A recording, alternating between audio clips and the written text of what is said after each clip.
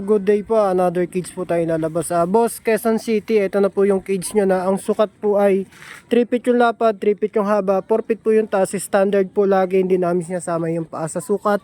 Na ang motive po nito ay blue and black. Tapos collapsible po.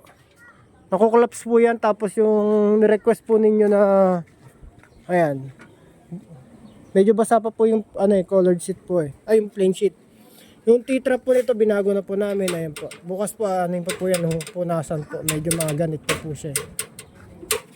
Tapos yung wood box, steel matting, 1x1. Parehas pa po sa dati namin ginagamit. Sabitan ng trapal.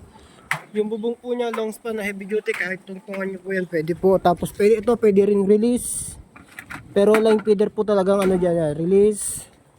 Tapos, pulling trap. Tapos release na ayan, may takip. Tapos yung 6 na butas, 1, 2, 3, 4, 5, 6 na may takip yan in case na para hindi sa mapasok ng pusa. Ayan, okay na boss. Ang presyo po yan 10,000, maabot na po ng 10,500 kasi marami inad po dyan.